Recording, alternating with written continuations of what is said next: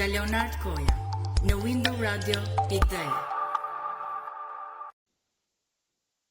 Mirëmbrëma miq, mirëmbrëma dhe përshëndetje, mirë se takohemi sërish në puntatën e radhës Horizon këtu nga studio qendrore në Gjermani dhe unë jam Leonardi, u përshëndes të gjithë dhe ju them mirë se erdhët në valët e Window Radio.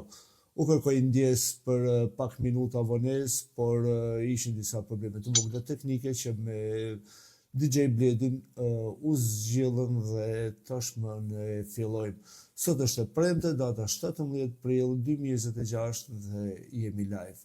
Sot ne kemi menduar të kemi një emision pak më ndryshe dhe pak më të veçantë, pra jo se ka një veçantë të madhe, por duam të kuptojmë dhe të flasim diçka më tepër për diasporën, për samitin e diasporës, për problematikat që ka në Shqipëri, sa diaspora është angazhuar, sa diaspora shikohet si forcë politike në Shqipëri, si forcë e mendimit, si forcë e projekteve që diaspora duhet të jetë e angazhuar në Shqipëri, sepse me thënë të drejtën për diasporën flasin të gjithë, por besa shikohet diaspora thjesht abuzohet me diaspora, shikohet si remitancë ekonomike apo si remitancë votash, për diasporën kujtohet klasa politike vetëm atëherë kur atyre ju duhet apo ju duhet për skupe apo për publicitetin e tyre atje. Unë sonde kam të ftuar dy personalitete do thosha në diasporë, siç është doktor Milej Mnela, i cili është mjek dhe doktor në Londër në Angli, por është një aktivist i zëshëm për diasporën, vazhdimisht kritik, pra kritik në atë mënyrën pozitive, kritik për të thënë të vërtetën dhe që kompromis ka vetëm të vërtetën. Po ashtu kam dhe një mik tjetër po të radios tonë, i cili është Gentian Hodaj, i cili jeton dhe vepron në Itali, në Padova në Itali, ku është edhe kryetari i shoqatës emigrantët pa kufi në Padova, po ashtu dhe një sindikalist në Itali dhe aktivist i zëshëm për diasporën, për të mbrojtur të drejtat e migrantëve, apo edhe për të qenë sa më pranë të gjitha problematikave që emigrantët kanë në Itali, në Padova, por është edhe një zë kritik edhe për diasporën dhe për klasën politike. Para se unë të ftoj dy miq në panel në bashkëbisedim, unë do të rikujtoj edhe një herë për të gjithë ju miq që keni dëshirë të ndiqni Window Radio përmes aplikacioneve apo platformave të ndryshme, unë do ja rikujtoj mundësitë, pra Window Radio ndiqet në website-in zyrtar windowradio.de, ku ju mund të lexoni edhe lajmin e fundit, informacione që ne përzjellim për ju, mund të dëgjoni muzikën 24/7, si dhe mund të ndiqni dhe emisionin e Sondëm Live. Po ashtu ne jemi edhe në dy platformat më të mëdha botërore të radiove, siç është TuneIn, pra që është platformë globale dhe ne jemi ndër të vetmet radio shqiptare të regjistruar aty, si dhe Radio Box. Ju mjafton të shkarkoni njërin nga këto platforma, pra njërin nga këto aplikacion, qoftë Apple Store, qoftë Play Store, dhe mund ta ndiqni shumë pastër dhe është pa pagesë. Po ashtu jemi edhe në platformën Radio Shqip, ku janë radiot kryesore shqiptare, dhe po edhe këtu e njëjta procedurë, pra shkarkoni aplikacionin Radio Shqip dhe ndiqni Window Radio. Mund të kërkoni në Google Search windowradio.de live, po ashtu mund të kërkoni, pra mund të ndiqni edhe përmes Facebookut faqen zyrtare të Window Radio, windowradio.de, ku ju këtu mund të komentoni, mund të dërgoni pyetje dhe ne në varësi të kohës dhe të mundësive mund të përzgjellim dhe një pyetje. Emisioni do jetë ritransmetim në orën 3 pas mesnatë me orën e Evropës, pra në orën 21 me orën amerikane dhe në Kanada, pra një pjesë të Amerikës dhe të Kanadasë, sepse duke patur parasysh që Shtetet e Bashkuara kanë disa orare me Evropën.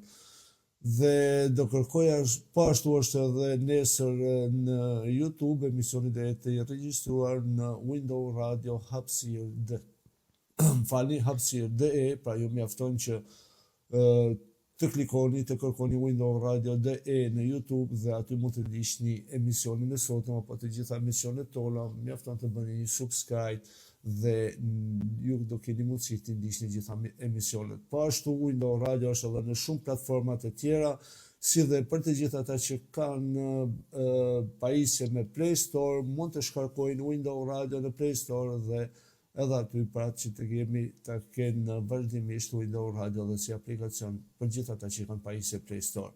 Atëherë, miqtë e mi, shumë mirësisht të kërkoj të gjithë ju që keni mundësi dhe dëshirë, mund t'i bëni një shpërndarje faqes së Facebookut, në faqet tuaja apo në për grupe të ndryshme ku ju jeni të antarësuar që të nashtohen sa më shumë miq dhe të kemi sa më shumë miq rreth vetes, sepse siç e themi vazhdimisht si unë si gjithë kolegët e tjerë moderator të Windows Radio, ne përpiqemi të jemi shërbëtorë dhe shpresojmë të jemi shërbëtorë të drejtë për ju dëgjues, pra ju jeni ata që na suportoni, jeni ju ata që na mbështesni dhe ne përpiqemi në maksimum të bëjmë më të mirën për ju.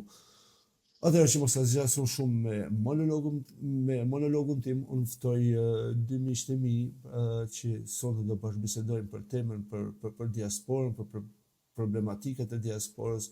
Ftoj doktor Milaj Mlela, mirëmbrëma. Mirëmbrëma zoti Leonard, mirëmbrëma gjithë dëgjuesve tuaj dhe ju përshëndes. Faleminderit shumë që pranove të jesh sonde me ne dhe të jam mirënjohës që na nderon në bashkëbisedim. Kënaqësi si gjithmonë. Zoti Hodaj, mirëmbrëma dhe faleminderit që dhe ti je me ne, faleminderit që na nderon me pjesëmarrjen tënde dhe të na japësh mendimin dhe këndvështrimin dhe të bashkëbisedojmë për problematikat apo për ato çfarë ne mendojmë që janë probleme, sepse se di çfarë mendojnë të tjerët, por mendimet tona. Mirëmbrëma Leo, mirëmbrëma dhe gjithë dëgjuesve. Kënaqësi edhe unë që gjendemi prapë në emision dhe kënaqësi që do njihem edhe me doktorin Milaimin, sepse me të vërtet nuk kemi pasur mundësi. Kënaqësi pra edhe një. Mirëmbrëma dhe kënaqësi nga ana ime.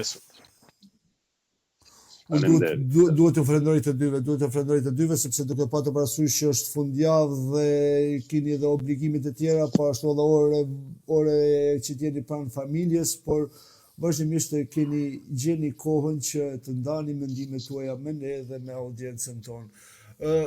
Do doja të bëj një pyetje për të dy, por ta filloja me doktor Milaimin. Doktor, sot ka qenë protesta, apo vazhdon të jetë protesta, se tani nuk pe ndjek në Tiranë e opozitës apo e Partisë Demokratike. Nëse keni patur mundësi të ndiqni apo ta shikoni atë protest, kush është mendimi juaj dhe kush është rëndësia apo vlera e këtyre protestave që Partia Demokratike po i bën duket kështu si periudha ko pushimesh si pa kuptim të paktën më duken mua.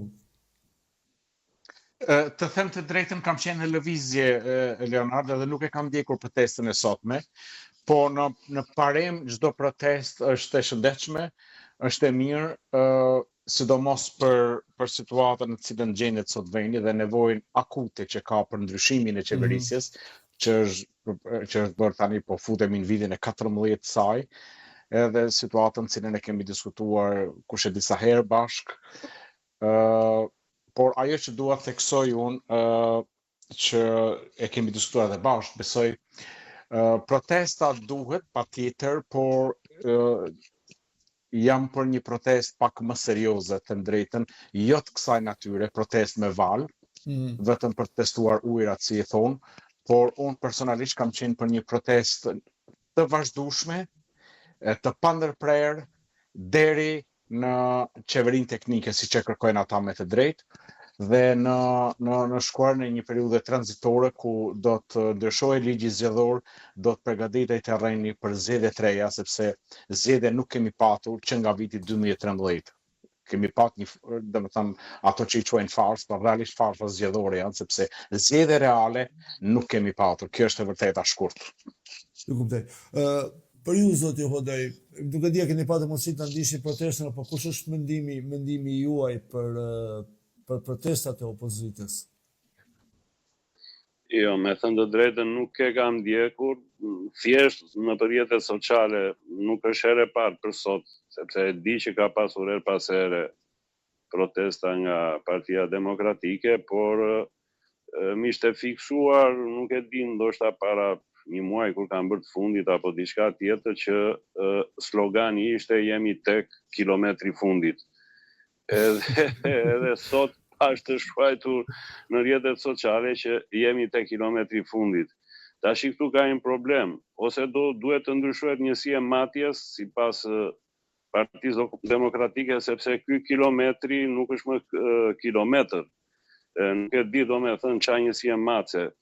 Kështu që jam indiferent ndaj kësaj ane për organizimin që bën thjesht Partia Demokratike, jo për pjesëmarrje apo demonstrim apo manifestim, sepse ajo është ajo që e mban gjallë sistemin, ajo që është oksigjeni në një vend, një sistem demokratik dhe pa diskutim që duhet të jenë.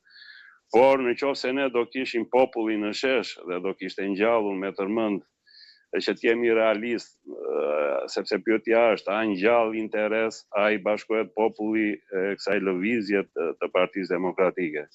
Mendoj se jo, sepse shikohet edhe është thjesht ai rreth i ngushtë i militantëve, normal që dy partitë e mëdha e kanë atë rrethin e militantëve, megjithatë nuk është prap si në të kaluarën edhe këto organizimet dhe këto manifestimet që bën Partia Demokratike, sepse duket që ka rënje, paktën më sa kam parë unë. Kështu që nuk shikoj ndonjë zhvillim pozitiv në kuptimin që se dëgjova doktorin që pak më parë tha që do vend apo kanë si objekcion që t'i afrohen qeverisë teknike. Në fakt më duket pak, për mua është utopi me këtë pjesëmarrje, me këtë interes që kanë. Tashmë edhe opozita na ka mësuar me këtë lloj sjellje, me këtë lloj moduli, kështu që ndoshta ne tash nuk dimë se çfarë të themi. Çfarë të themi, se që të arrish të ulesh shumë mirë, domethënë sepse kjo është mjet force, sepse mjetet e diplomacisë aty nuk funksionojnë dhe nuk mund të presim ne që të ulet partitë për të mirën e vendit, sepse gjendja është kjo ku është. Dhe hajde të mblidhemi një ditë të bukur si funksionojnë në vendet e tjera demokratike, të ulemi bëjmë qeveri teknike. Pra, rruga tjetër është rruga e forcës me protesta normale si në çdo vend tjetër. Por a është kjo mënyra apo rruga me atë pjesëmarrje që ka Partia Demokratike, a ngjall kjo interes apo e shikojmë popullin? Sepse në momentin që aty zbret populli nuk ka nevojë fare për parti. Pra, nëse do dilte populli, sepse me tërmend që e ndjen gjendjen apo ka vajtur deri në pikë sa do mbusheshin sheshet, ku do dinin që të gjithë nga shtëpi dhe do ishin në shesh, normal që do ishim optimist, edhe pse jo edhe pjesëmarrës nuk e di, ndoshta fizik, po pa diskutim mbështetës absolut. Kështu që më duket pak e fillon pak kështu bisedën, duke pasur parasysh me qenë se ishte dita e protestës, pavarësisht se unë kisha menduar dhe planifikuar pra të flisim pikërisht për diasporën, për summitin e diasporës, pra për ato për këndvështrimet tona si ne shikojmë nga larg apo nga larg fizikisht, sepse mendërisht dhe shpirtërisht ne jemi atje, pavarësisht se ku jetojmë. Por do doja për të dy ju, pastaj si doni, kush do i pari, mi flasim se s'do kemi kështu, mos vëmë radhë për të bëjmë bashkëbisedim. Flitet për diasporën, jo summiti diasporës, jo flitet për projekte, flitet për shumë çka, pra diskutohet diaspora, flitet për këshillat të diasporës, flitet për shoqata, për organizma, për politika, ku diun për shumë çka. Por më thënë të drejtën, mos qofsha gabim që në kohën që ka qenë Majko, ministër i diasporës, se di se në cilin qeveri ka qenë tani Arama 2, Arama 3, të jemi sinqert, por unë nuk e di se, pra pyetja është kush i vendos këto këshillat e diasporës, kush është ai që vendos për diasporën, se kush duhet të flasë, kush duhet të marrë pjesë, kush thirret, kush vendos. Pra, doktor, për filloj me ty, kush mendon doktor si vendosen këto mbledhje apo këto takime, apo kush është ai këshill, ju njihni ai këshill? Është shumë e thjeshtë, Leonard, është Këshilli Koordinues i Diasporës, që është emrim i qeverisë. Janë të caktuar nga qeveria, edhe unë po flas për Këshillin e Diasporës që është këtu, është një koordinatore e diasporës Britaninë e Madhe, që është pjesë organike e e caktuar nga kryeministri i Shqipërisë. Dhe kështu besoj edhe në vendet e tjera.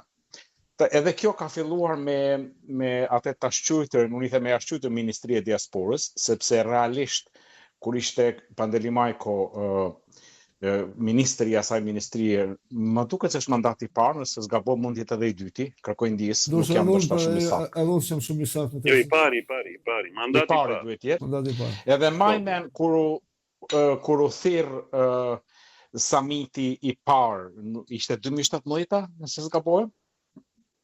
Po, ose më herët ka qenë. I pari, diçka tillë aty kemi. Po, edhe unë kam qenë në Twitter në atë kohë, nuk kam qenë në Facebook, në rrjetin social. Edhe i bëj një kërkesë shumë dashamirëse Pandeli Majkos, sepse në gjithë ata socialistët e tjerë, ky është një njerëz që ka qenë më i butë dhe kam patur konsiderat, them drejtën për të.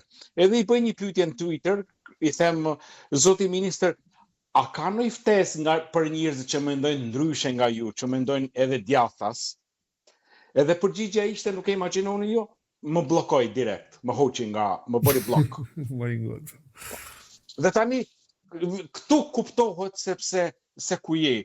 Këta organizimi i diasporës që kanë bërë këtë këshilli, sepse qeveria duhet përfaqësojë të gjithë. Pavarësisht se është me votat e një pjesë të elektoratit, ajo ministri është i gjithë shqiptarëve pa përjashtim.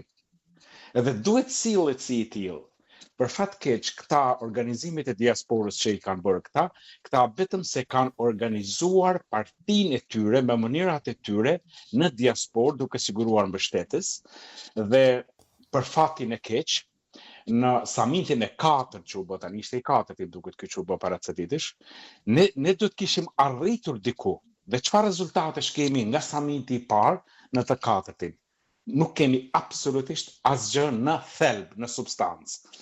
Kemi vetëm butafori, folklorizma, mbushje sallash me dekor, spektakël, këngë, lot, dekorata, komunitetet fetare, tash nuk i kuptoj, unë e respektoj shumë fen, Leonard, nuk e di çfarë pune kanë komunitetet fetare në një samit diaspore. Jo, nuk e kuptoj. Nuk sinqerisht nuk arrit ta kuptoj. Dhe për fat edhe ku jemi ne diaspora, që ne dy e kemi debatuar shpesh këtë. Kemi dhe priftërinë në diasporë, kështu që jemi të gjithashëm. Ne jemi produkt i këtë qeverisjes. Kushdo që ta këtë qeverisur Shqipërinë nga viti 90 e këtej, dalja në diasporë, unë më mend një debat që kam bërë dikur kur ka qenë Agim Fagu, ambasador në Britaninë e Madhe, dhe ishin ato takimet që mblidheshin për Kosovën në atë kohë, ka qenë viti 99 ose 2000, po ka mundësi të jetë viti 99 ka qenë. Edhe kam folur në sallë, kam thënë që kjo sallë bosh nuk është sukses i shqiptarëve. Është pasojë e qeverisjes keqe të Shqipërisë që ne jemi këtu, se ne nuk duhet ishim këtu. Nuk duhet ishim as unë këtu, as unë në Gjermani, as Gentiani në Itali. Ne duhet ishim vendin tonë.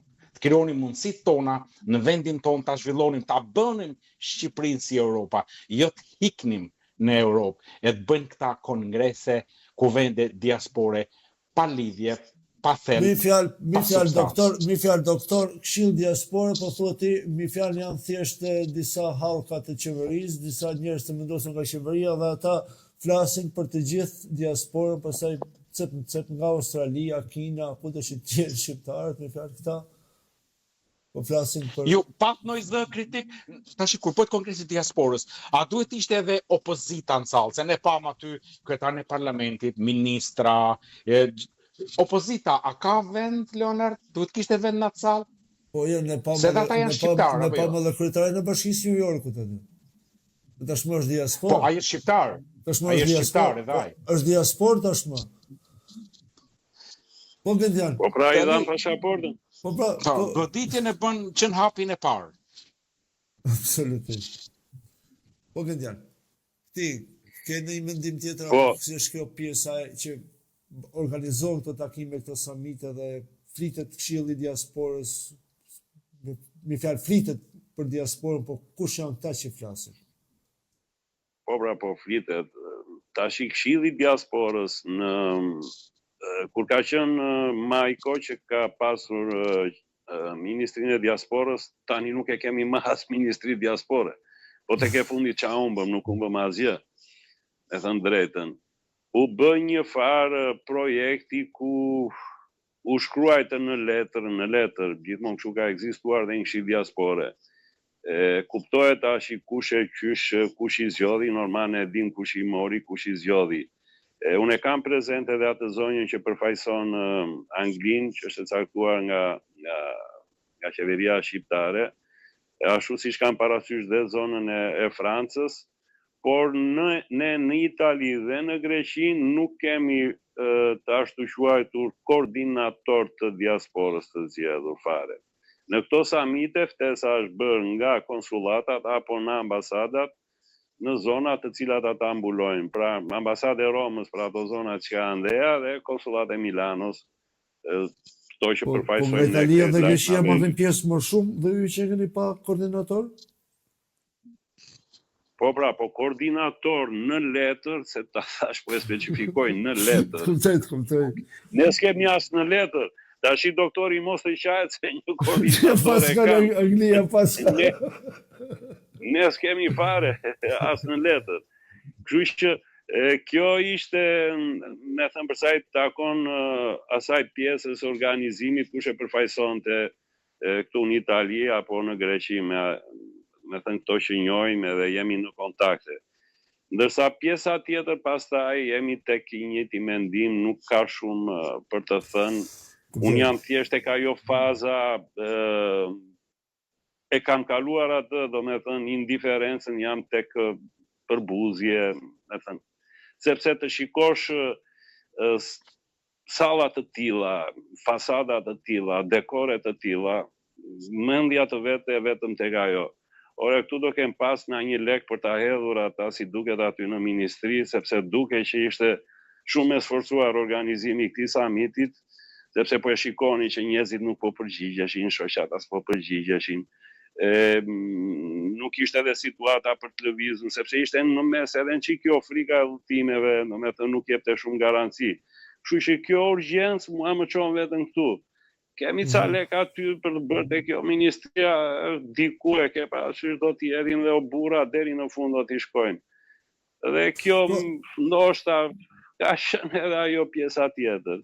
Më përpara, do me thënë, sepse na ka ardhur në nëntor, pastaj u shty në prill, me sa kam qenë në kontakt me shoqata, me individ këtu, edhe kemi folur dhe na kanë kërkuar mendime apo bashkëbisedime ta. E dia shumë mirë që pjesëmarrja ishte në nivele pothuajse tek nuk them dot as 2%, me thënë, aty nga Italia ndoshta kanë qenë prezantuar, me thënë, 2-3 shoqata, disa mësuese, diçka tjetër, jo më shumë se 10-15 veta.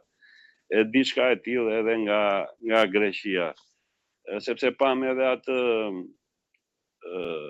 deklarimin apo si të thuash, po deklarimin që bën në shqiptarët e Selanikut ku kanë goxha shqiptarë dhe ata që refuzuan, të njëjtën që bëm edhe ne që e bojkotuam, sepse nuk ishte problemi, sepse ne i tham jo që ku na dërguan ftesën, atë ftesën e bukur, të kuruar, me ngjyra, me pathos, patriotizëm. Sa ka kushtuar, thuaj?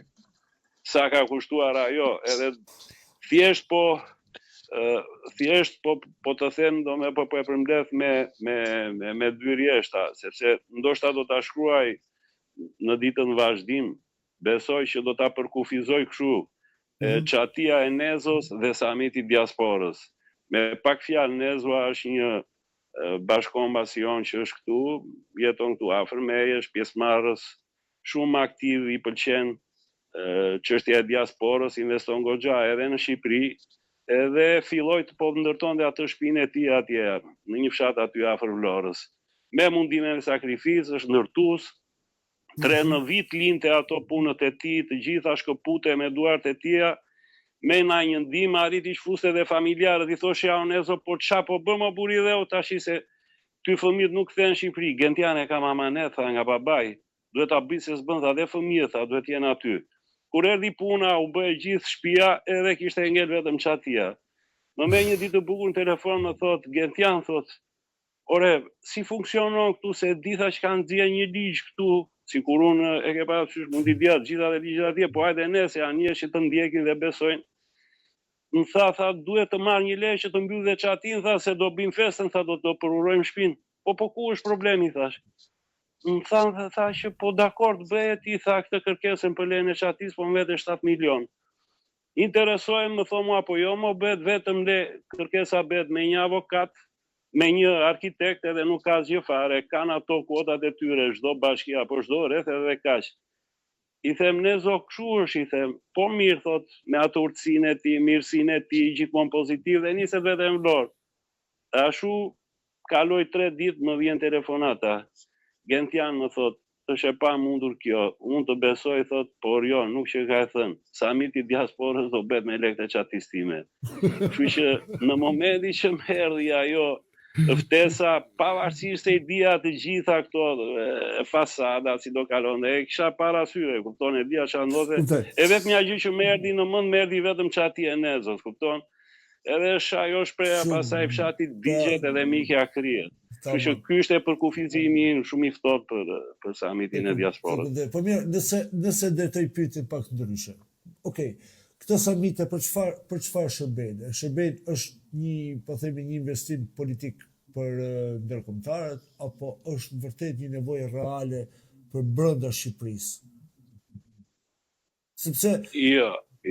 Nuk po e kuptoj, sepse diaspora, pra, po përdorë diaspora, flitet që janë mbi 1,5 milion shqiptarë jashtë dhe të flasin një grup për diasporën, tash nuk po e kuptoj tash.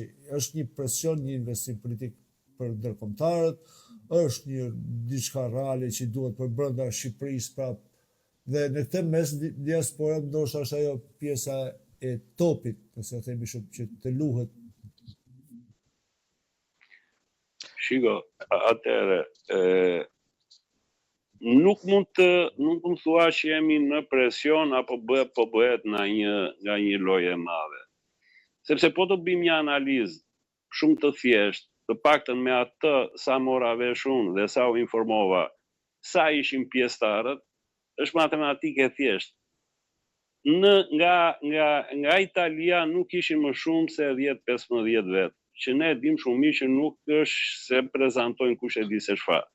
Numrat janë të rëndësishëm dhe numrat bëjnë diferencën në politikë.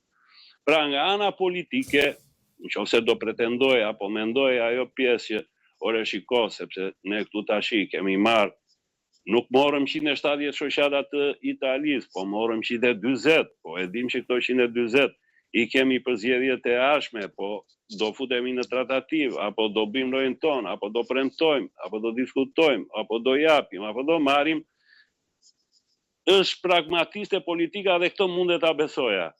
Po me 10 apo 12 persona, ku 7 nga këta nuk kanë lidhje me diasporën, ngelen 5 që nuk folën, kupton diferencë shumë e madhe dhe atë indiferentizmi pastaj nuk është se më ngjalli na një kush e di. U interesova edhe për pjesën e Greqisë, e një tajgjisht edhe pjesën e Greqisë. Pak doktor Milaimin, sepse edhe doktor Milaimi është vërtet një kritik i zërshëm dhe mund të na thotë shumë gjëra. Doktor, për çfarë ajo që ka dominuar këtë summit, Leonard, është folklorizmi. Dhe një nga arsyet pse Rama e ka bërë këtë, sepse ai shijon shumë këto lloj shfaqjesh. Dhe me thënë, edhe plus momenti tani që jemi një vit para fushatës së zgjedhjeve lokale, se praktikisht ata e kanë filluar fushatën, edhe kjo i duhej për ta ndezur edhe një herë me ato mënyrat që kanë këta. Por desha të prek disa gjëra, sepse pasi më bët ftesën ju mu desh mu kthy pak, se kam qenë punë faktikisht këta ditë, të kthehem në YouTube për t'i ndjek këta gjëra, për t'i mbledh sa fakte që janë thënë atë lloj samiti. Dhe në ceremoninë hapse u bë edhe një gaf që e kam parë edhe në rrjetet sociale, që i paraqiti arvanitasit e Greqisë, sikur ata ishin dyndur nga Shqipëria në një periudhë caktuar në ato territore. Më kupton? Që kjo është e pavërtet historike. Po, sepse arvanitas nuk janë dyndur asnjëherë. Arvanitasit janë vendas atje. Nuk janë dyndur ndonjëherë drejt Greqisë. Janë asimiluar, është tjetër gjë, ajo është histori tjetër. Bile, edhe për arbëreshët Italisë, thuhet që një pjesë kanë shkuar në kohën e Skënderbeut, po një pjesë e madhe kanë qenë banorë më të hershëm. Doktor, shiko, jo, për të bërë një pyetje. Po mos futemi në histori, se ndoshta nuk është kjo. Jo, nuk do futemi në histori, por thjesht do bëj një pyetje të drejtë për drejtë. Mos ishte një gjë pa dashje, pra pa kujdesi, apo mendon se ka qenë diçka qoftë larg më menduar, më rafinuar. Që aty ka diletantizëm nuk diskutohet, por unë mendoj që nuk është e tillë. Edhe për faktin e lëvizjeve që po bëhen tani, marrëveshjen me detin, marrëdhëniet me Greqinë, lëvizjet që po bëhen jug Shqipërisë, ndoshta Gentiani është më, duke qenë se është vjen nga ato zona, e njeh më mirë situatën. Këta e rastishme nuk është për ta përgatitur publikun për ngjarje që ata mund të kenë planifikuar, është realisht e rrezikshme. Por duhet kapem dy momente. Unë pas ceremoninë hyrëse dhe bën atë dhënien e dekoratave, fjalën e presidentit që e lansiroi deri diku në një cep që edhe skenografia ishte e tmerrshme, ndërsa ky Neroni i madh, ky ishte në qendër dhe dritat ishin drejt këtij vazhdimisht. Dhe në fjalën e tij të kryeministrit, po tha disa gjëra që dua t'i them edhe për dëgjuesit tuaj. Tha, në qeverinë paraardhëse, dhe këtu nuk duhet mbrojt Partinë Demokratike, po duhet t'i referojmë të vërtetave që kanë qenë. Tha, në qeverinë paraardhëse Shqipërisë i mbylleshin dyert për hapjen e negociatave. Dhe ju e mbani mend shumë mirë, në vitin 2012, zotëria e refuzoi hapjen e negociatave, plotësimin e kushtit fundit, me një marifet që u bërë për disa këshilltar në qarkun e Fierit, nëse një 3 këshilltar. Domethënë gjithë loja u bllokua. Dhe jo vetëm kjo, por pasi ka fituar zgjedhjet e 2013-s dhe ka ardhur në Britaninë e Madhe zotëria, edhe është dëshmitar, është një dëshmi që e ka dhënë ish ambasadori i asaj kohe në Britaninë e Madhe. Edi Rama i ka kërkuar kryeministrit britanik që, duke qenë Britania pjesë e Bashkimit Evropian në atë kohë, që të mos e miratoi hapjen e negociatave, se ka qenë vetëm disa muaj pasi kishte fituar zgjedhjet, se kjo do të interpretohet në Shqipëri si sukses i qeverisë paraardhëse. Dhe anglezët kanë vendosur duart në kokë. Si është e mundur një kryeminist shqiptar ta bëj këtë lloj veprimi, të bëj këtë lloj kërkese. Dhe po ky njeri ka harruar çfarë ka bërë atëherë dhe thot sot në qeverinë paraardhëse Shqipërisë i mbylleshin dyert dhe ne i hapëm negociatat. Edhe sa vite u dashën i hapa ato negociata, sa herë ka hapur shishet e shampanjës ai njeri. Absolutisht. Plus edhe dy të tjetrën që tha, kur ne morëm pushtetin, tha, kishim 2 milion turistë në vit, në vitin 2013. Sot ka 12 milion fal dyrëve që u hapëm ne. Edhe këtu tha një gënjeshtër tjetër, sepse dyert e Shqipërisë faktikisht i hapi heqja e vizave në vitin 2012, ajo që mund quhet hapje dyersh shtrenat. Kjo është fakt, nuk e lëviz kush. Heqja e vizave ishte hapja e Shqipërisë. Pastaj gjërat e tjera dijen fakti se çfarë ka ndodhur me popullsinë dhe sa val migracioni ka ndodhur dhe ku është popullsia që në koha e marrjes së qeverisë zotit Rama. Jo sa 1,5 milion janë jashtë, po 1,5 milion janë vetëm gjatë qeverisjes Ramës jashtë, po jashtë Shqipërisë, shqiptarët e Shqipërisë londineze janë, unë mendoj që janë 2 milion sepse popullsia e Shqipërisë në vitin 92 kur është bërë ndryshimi i pushteteve, kanë qenë afër 4 milion banor, dhe sot unë nuk besoj që është mbi 1,2 milion banor me qenë optimiste më i madh. Ky është rezultati ku jemi sot. Trishtues, për thënë të drejtën, por shiko, okay. Se u futa direkt, thash gjërat e mia, po nuk e di çfarë, kishit ndonjë pyetje direkte ju që donit ma bënit. Jo, shiko, tani ne flasim për diasporën dhe normalisht ju e thatë këtë shumë mirë që problematike ka patur që në 92 në qeverisjen e Shqipërisë dhe thatë shumë mirë që në atë takimin që u keni patur në Londër për periudhën e kosovarëve, po themi mi në 99-2000, pra ne nuk duhet të jemi këtu, po duhet të ishim në vendin tonë, pra duhet të ishim atje për të ndërtuar Shqipërinë si Evropa, pra ne kemi kaluar dhe përjetuar shumë probleme sa sot 36 vite, pra nëse marrim që në 90-ën, sot 36 vite me fjalën akoma themi e duam Shqipërinë si Evropa, po nuk e di se sa po shkojmë drejt kësaj Evropës. Po Rama ose qeveria e majt është kjo që është. Problemi është se ne shohim edhe një opozit po thuj se inexistente, një opozit shumë të debelosur, një opozit shumë të fragmentuar dhe doktor, a gjitha duhet t'i themi Ramës, doktor, vetë opozita, klasa politike në tërësi në Shqipëri, ka shumë mëkate ndaj atij vendi?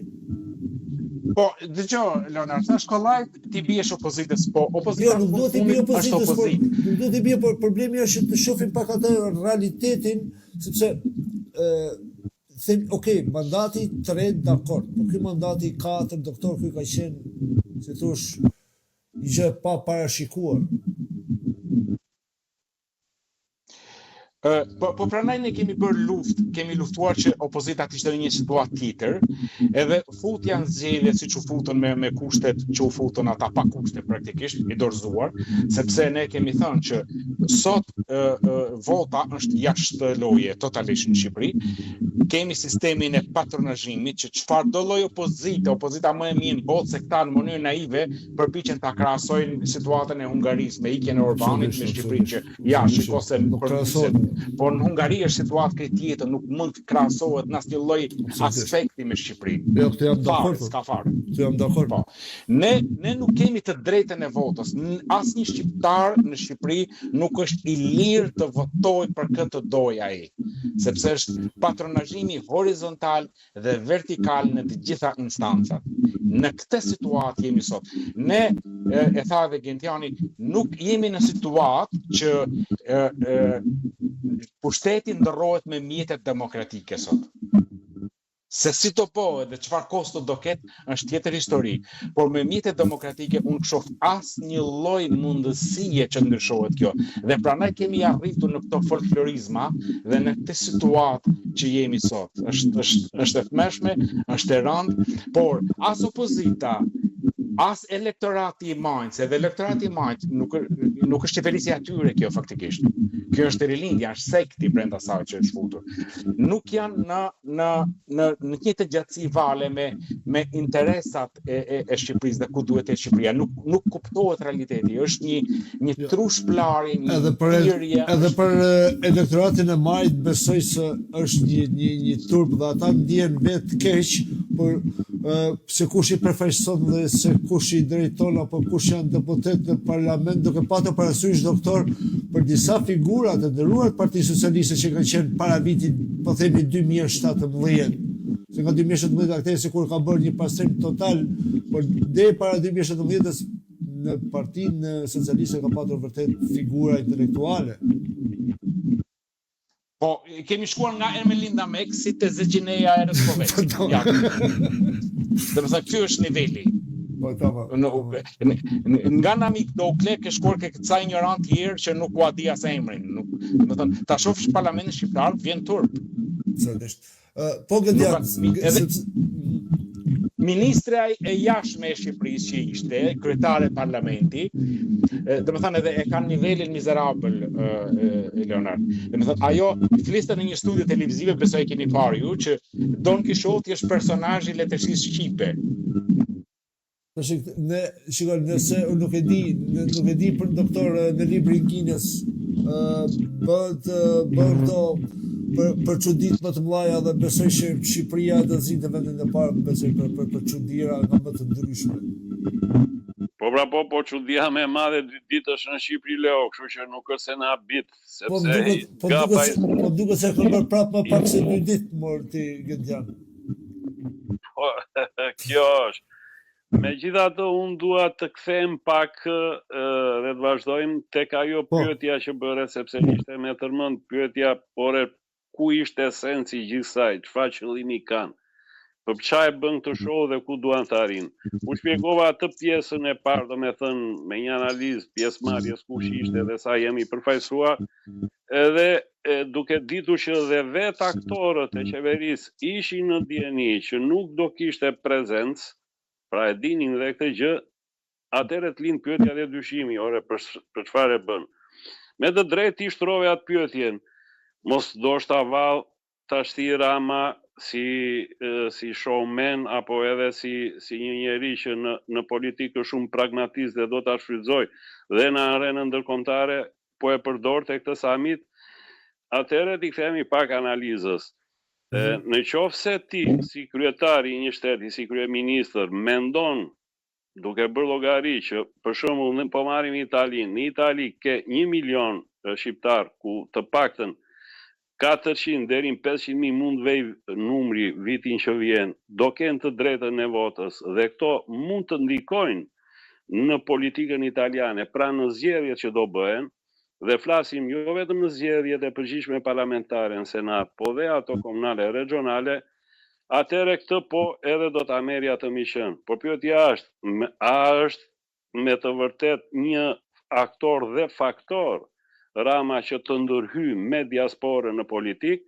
Unë them se jo, sepse politika italiane ka kohë që është vënë në lëvizje dhe kanë edhe ato organizimet, kanë mjetet e tyre, personat të cilët po e tërheqin elektoratin shqiptar, sepse numrat janë gjithmonë në rritje. Dhe është shumë indiferent pjesa e elektoratit shqiptar në zgjedhjen politike në Itali, sepse do vi Rama apo do kërkoj Rama. Janë interesat të tjera, janë personale, pragmatiste, të përgjithshme, janë ndjesi, është punë e bërë, kështu që nuk më rezulton. E një ta gjë dhe në Greqi, sepse pyetja është, po mirë, deri tani kemi ne të zgjedhur si në Itali në Greqi, edhe në Angli me sa di unë, në parlamente përkatëse shqiptar, nuk më rezulton as edhe një.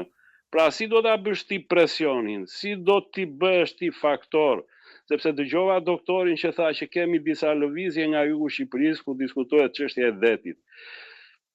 Unë jam dakord që çështja e detit me shumë rëndësi se luajn interesa shumë të mëdha ekonomike dhe financiare, por Greqia ka filluar punën e saj. Doktori kishte më tepër të pjesa e hyrjes të summitit, pra ka qenë një gaf e jashtëzakonshme që pra Aranitasit, pra një grup shqiptarësh u quhen nga Shqipëria dhe shkuan në Shqipëri. Dhe këtu e bëra një pyetje doktorit që e ngacmova pak, që i thash, ora ishte diçka pa dashje apo se larg është një projekcion i menduar që e sjellin kaq but, kaq shumë naiv në dukje.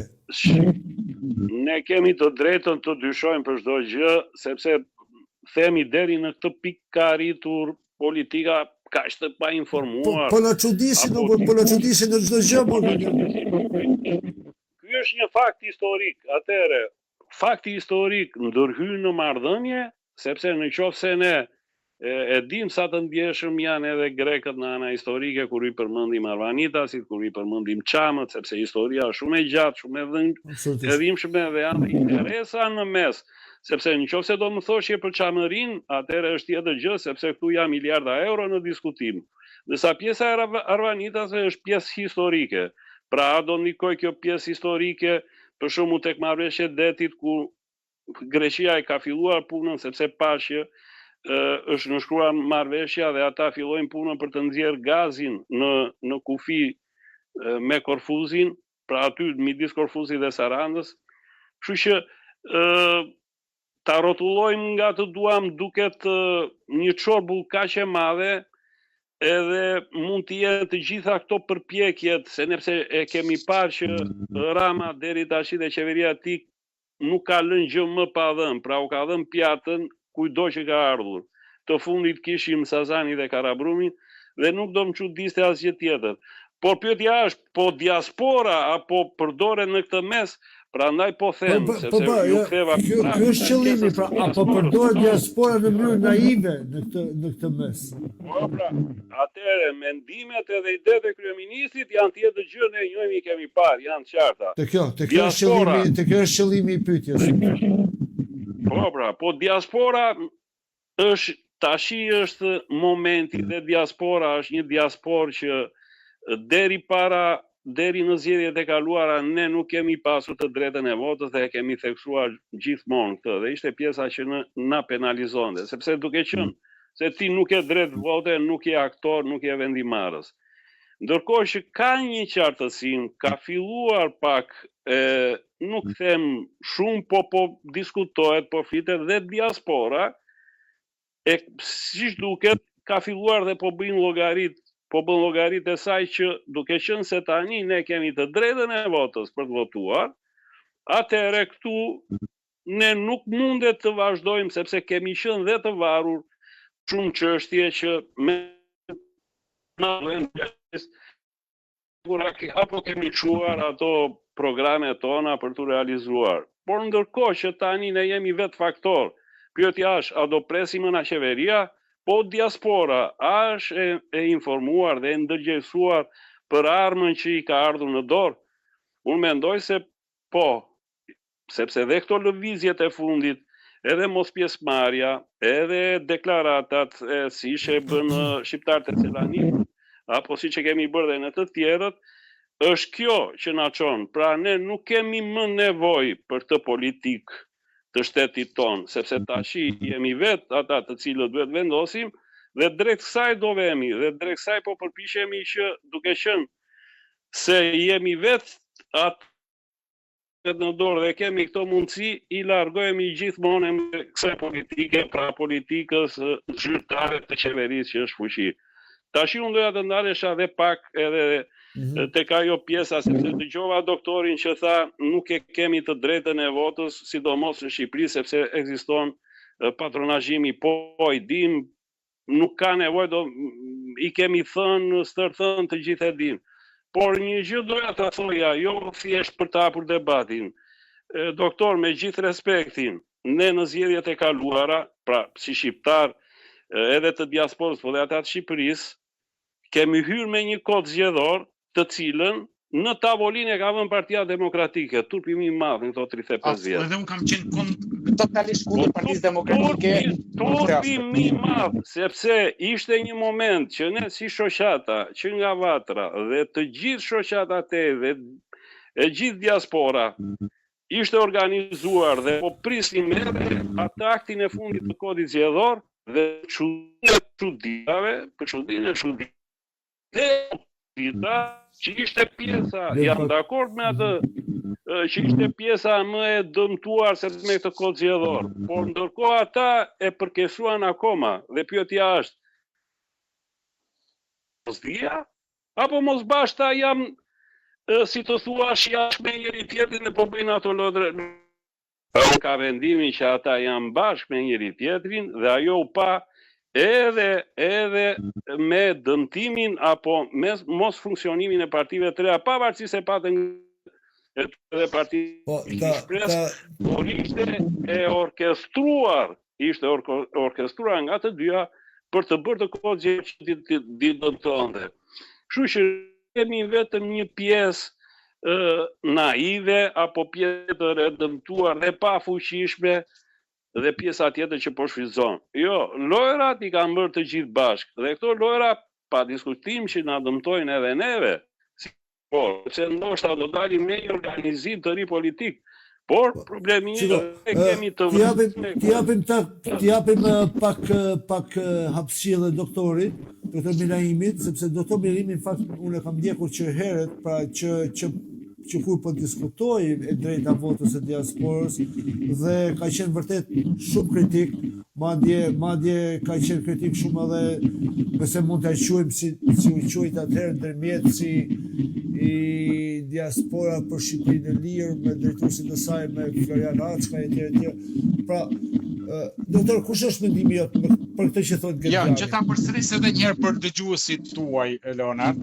Unë kam qenë një nga zërat e fuqishëm, si mund ta them për te modestisë, pro votës diasporës, por krejt kundër kësaj lloj vote diaspore, e cila sipas meje dhe kam të argumentuar totalisht këtë, u fut përmes diasporës së Shqipërisë, diaspora për Shqipërinë e lirë, përmes tash quajturit vendim gjykatës kushtetuese, që për mua ka qenë i orkestruar nga sekti i rilindjes, dhe u fut votimi me postë, që është votimi totalisht më i pasigurti. Tani të dali këgjia 90% në favor të Partisë Socialiste, come on man. Nuk e han askush këtë, nuk bëhet fjalë këtë kohë. Nuk është e mundur që emigrantët e Italisë të Gjermanisë, të Greqisë, Britanisë Madhe votojnë për rilindjes, nuk ka asnjë lloj mundësie. Sigurisht që kanë pakënaqësi me Partinë Demokratike. Dhe unë kam qenë një nga kritikët më të fortë ndaj Partisë Demokratike që e pranoj këtë lloj votimi, sepse kjo e goditi jo vetëm Shqipërinë, sepse ata vota që u quan nga zyrat, ja, as nga njerëzit nuk kanë shkuar, kanë qenë komplet inxhinieruara votat, shkuan në favor dhe në dëm të Shqipërisë, por plus asaj u krijua edhe ideja tjetër e rreme, që nuk është e vërtet, që diaspora voton Partinë Socialiste. Më kupton? Edhe nuk asnjë rast tjetër nuk është e vërtet. Edhe këtu opozita ka bërë një dëm të jashtëzakonshëm duke pranuar këtë lloj mënyre, këtë lloj votimi. Dhe nëse duhet ta kapi edhe aty ku e tha edhe Gentiani, nëse nuk do të zhbohen ndryshimet kushtetuese të vitit 2008, ku të ketë konkurrencë reale në terren të deputetëve, dhe të pastrohet balta, që është futur balta në sistem, është zeqinizuar Shqipëria. Politika në themel është e tmerrshme.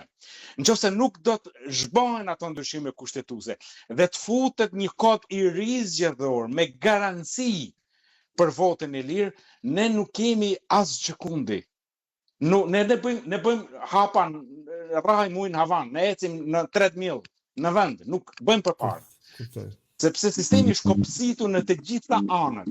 Tani këta kanë kapur, shkojnë edhe i kapin drejtues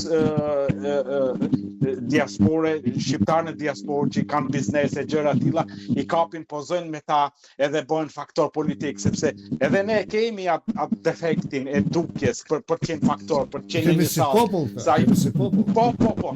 Se po të shikoj sallën e Pallatit Kongreseve, të ngjallta ato kujtimet e kongreseve të partisë, Leonard, edhe ju e mani mend se si bojnë në kongreset, që kënaqeshin ata që ishin në sallë, që shikonin përballë.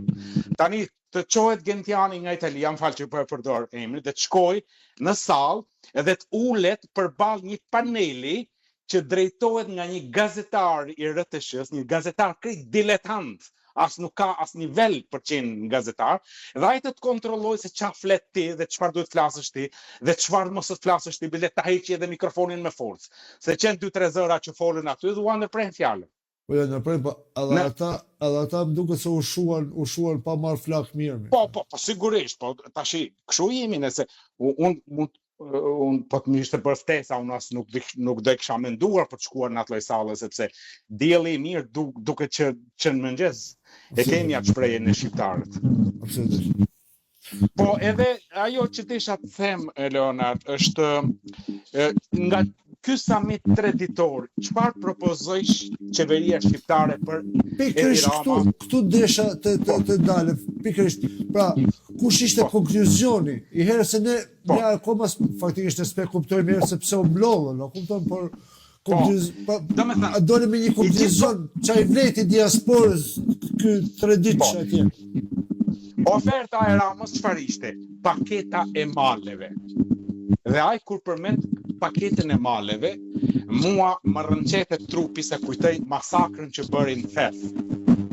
Që prishi ato kabinat që njerëzit me leje, pa leje, i kishin ndërtuar me parat e emigracionit, ishin kthyer në Shqipëri dhe ishte bërë diçka e bukur, dakord që disa duhet prisheshin, po ai në atë lloj mënyre siç e bëri ai dekurajoi çdo shqiptar që të kthehet dhe të bëjë investim turizëm. Çfarë po kërkon? Ai po kërkon para, por nuk jep asnjë lloj garancie për investitorin. Se më bëri përshtypje, Leonard, 2 propozime shumë të vlefshme i bëri zëvendës kryeministri i Kosovës, Glauco Konjuca, edhe që është edhe ministri i jashtëm. Ai kërkoi 2 gjëra.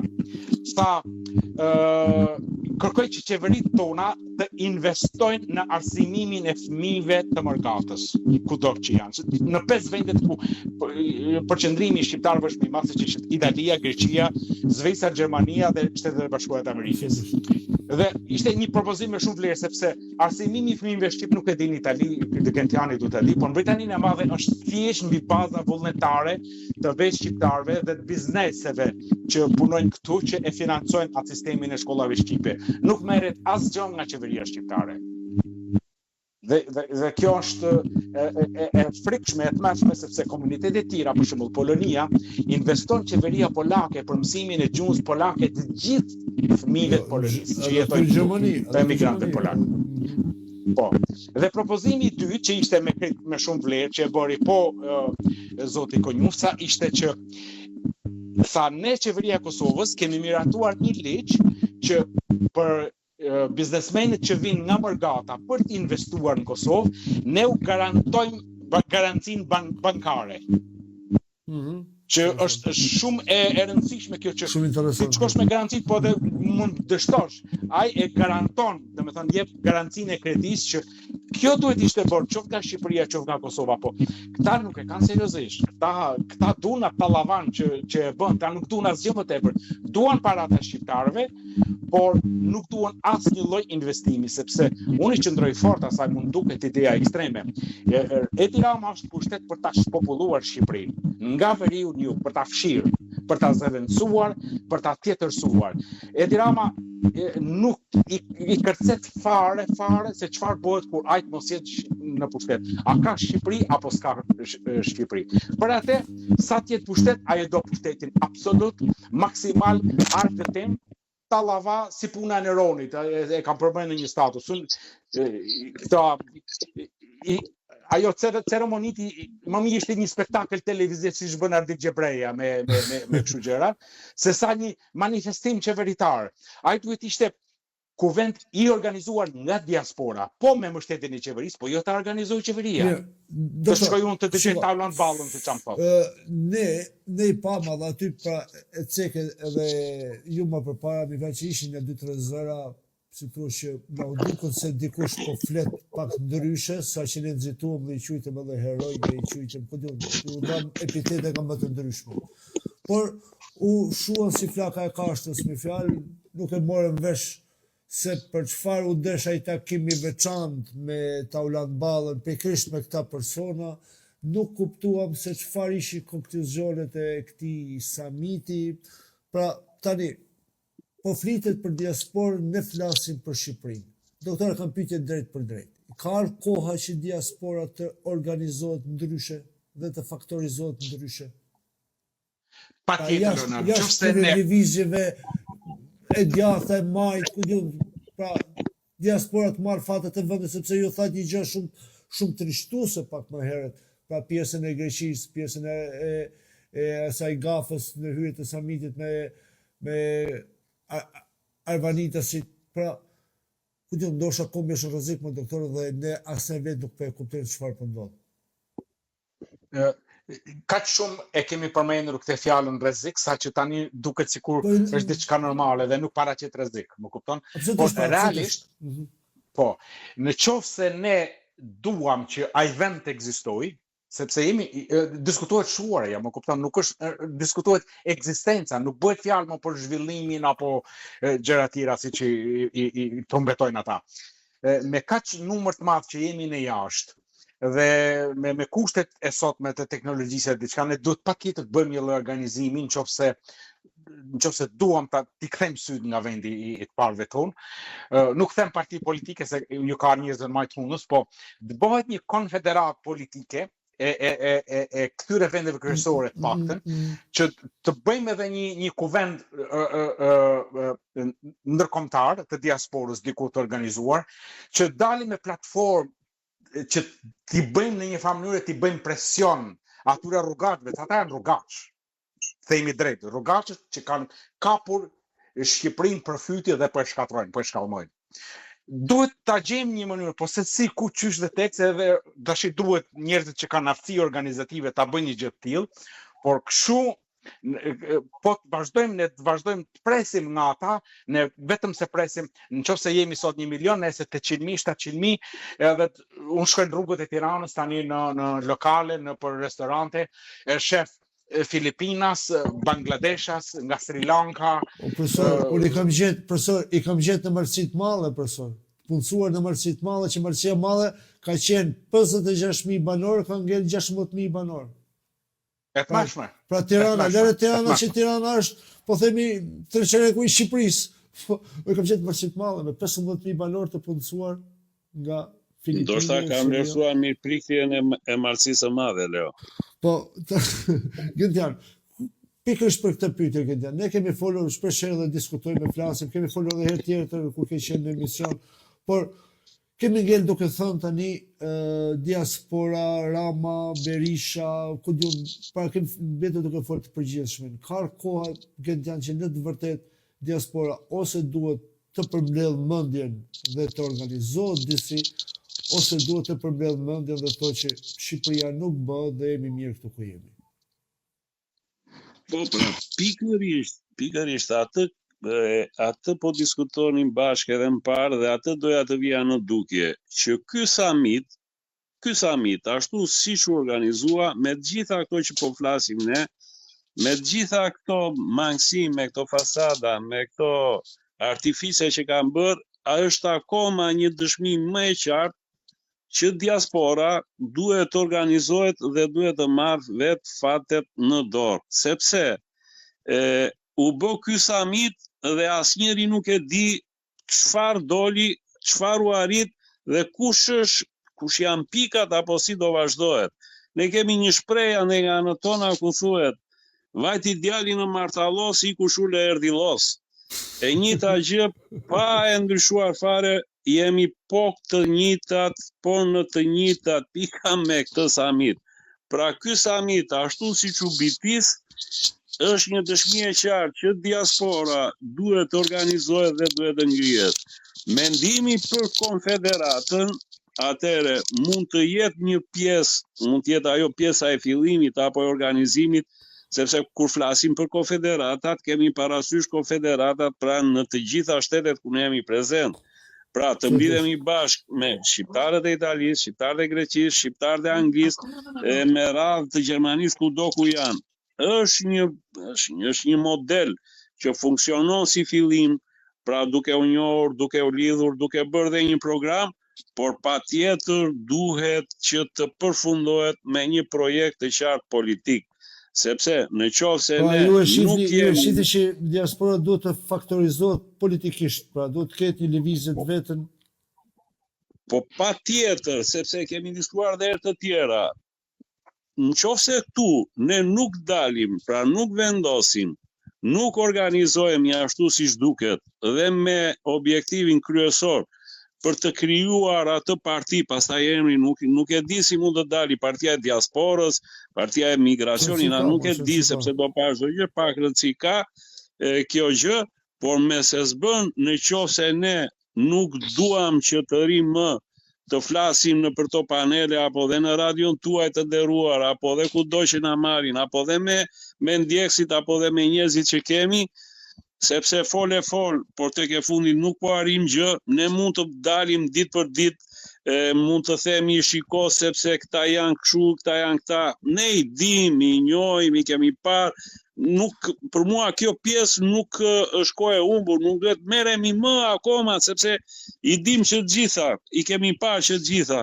Ne duhet menjëherë edhe duke u njohur dhe me njëri tjetrin dhe duke u hapur, pa diskutim duhet të fillojmë të mendojmë pjesa e parë, pa ajo pjesa kryesore, konfederatat, pra krijimi konfederatave, normale që do përplasemi, do kemi ide, por ne jemi emigrant dhe pak a shumë hallet i kemi të përbashkëta dhe mendoj sepse gjuhën dhe rezultatin do të arrijmë, sepse jemi njerëz që kemi lënë vendin ton, dikush në një vend apo një vend tjetër, po jemi përplasur me çfarë do lloj vështirësie dhe çdo gjë kemi zgjidhur vetë.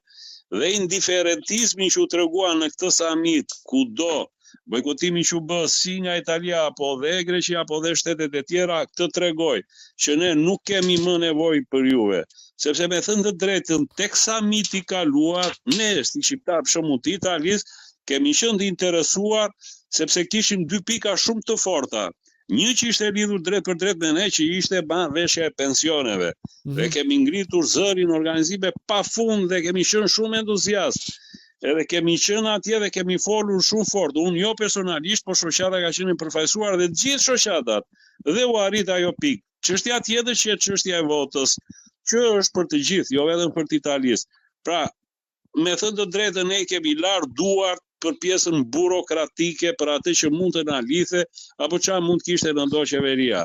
Tani jemi te kjo pjesë, a jemi ne të paktën jemi të ndërgjegjësuar që komi është në rrezik, po si do të arrim, a do lëvizim, apo thjesht, siç e thamë edhe më parë, mirë jemi këtu ulur edhe në punët tona, po në ambientet tona, sepse i grënduar lart, dorëzohemi dhe themi nuk kemi forcë, nuk e arrim. Jo, unë shikoj sepse pash edhe atë pjesën, edhe të asaj gruas që foli atje dhe ngriti zërin shumë e fort, sepse dëgjova pyetjen tuaj më parë që thatë po si vajti, sepse në fillim ishte heroina, pastaj ditën tjetër e pa në një foto. Shiko, duhet jemi qik më sensibël në këto gjëra, sepse ne rrëmbemi emocionalisht, sepse jemi të lidhur me diasporën dhe si të thuash, na dhëm pak kur dëgjojmë apo kur mendojmë që po si ndodhi kështu, mos ndoshta kemi një ndryshim, ndoshta e bleu, po kështu do vazhdoj diaspora. Jo, unë nuk e mendoj kështu të jemi sinqert, Leonard, sepse ajo grua që doli atje, Eva Baçi, të paktën ball për ball ja përplasi dhe i tha të gjitha çka kishte për të thënë dhe më hapur nuk kish ku të vende. Kur ke të keqen përballë, do ta luftosh me shpatë. Po s'ke shpatë, do përdorësh duart. Absolutisht po. Po s'kish edhe duart, do përdorësh fjalën. Kuptimi i pyetjes. Po s'përdore fjalën, do ta mbështesësh me zëmër. Kuptimi i pyetjes time ne ishte nuk mund të them, se jo më kuptova, se ne nuk morëm vesh as çfarë vendosi samiti, por nuk morëm vesh as pse pikërisht balla takoi këta tre njerëz. Shiko, ne atë nuk mund të mos ta marrim vesh kur për çau takua, por që samiti nuk pati as edhe një rezultat apo as një objektiv apo as një program, të e kuptuam që të gjithë. Edhe me informacionet që kemi, pavarësisht se dinim. Do të thënë këto dy gjëra që nuk do ta marrim vesh për çau takua, okay, dhe që samiti nuk pati, ishte thjesht një show i radhës dhe këtë e dim, por ama e pa me zë dhe me figur atë zonjën atje që ato që a kish për të thënë që të gjithë ne i mendonim dhe ishim gati t'i thonim, do me thënë a ishte zori jon, ajo i tha. Ndërsa ajo pjesa tjetër, për çfarë u takua me ballën, pastaj unë pash edhe një status të zonjës, nuk mund ta vënë dyshim, unë zonjën e kam në kuptimin, nuk është se një personalisht, por individi, se s'kemi gjë me individin, ne flasim në jo thjesht dua të dal. Jo, Leon, shiko, dua të dal te kjo se krijohet përshtypje. Shiko.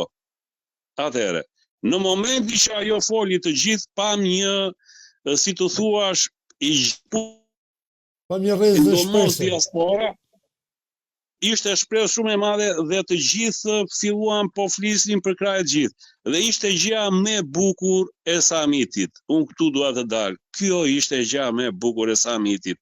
Pra njerëzit dhe të Shqipërisë, sidomos ata të Shqipërisë, ne na shikojnë si shpresë. Pra kjo ishte ajo gjë që doli. Dhe unë mendoj se këtu duhet të ndalemi, sepse aty u pa qartë që ne nuk jemi të organizuar në ato nivele politike, konfederatash, nuk jemi gati tani që të ndërhyjmë apo të vendosim, si të thuash, fatet dhe si nga ana politike apo çdo gjë. Po shpresat njerëzit i kanë, shpresat ata që janë në Shqipëri na shikojnë si shpresë.